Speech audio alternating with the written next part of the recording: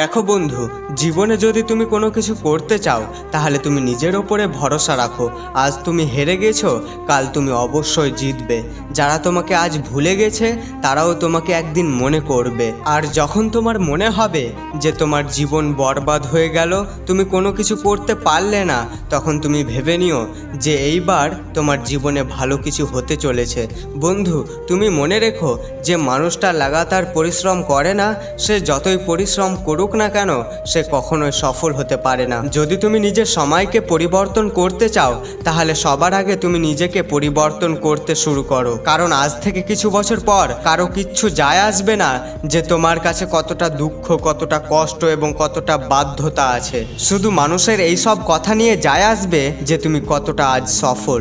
মানুষ সত্যি অনেক ভালো হয়, কিন্তু তখন যখন তোমার সময় ভালো থাকে। না হলে তো খারাপ সময়েও কাছের মানুষগুলো সঙ্গ ছেড়ে দেয়। প্রত্যেক দিন ফুরিয়ে যাওয়া দিনগুলো থেকে তুমি নিজেকে বেহতরভাবে তৈরি করো এবং তোমার প্রত্যেকটা ভুলগুলোকে তুমি ঠিক করো। আর এইবার তুমি এমনভাবে পরিশ্রম করো যেন নিজের ওপরে আফসোস নয়, বরং যেন গর্ব হয় যে হ্যাঁ, এইবার আমি করে দেখালাম। আর ভাগ্যের ভরসায় তুমি বসে থেকো না, তুমি সফলতা পরিশ্রম করেই পাবে।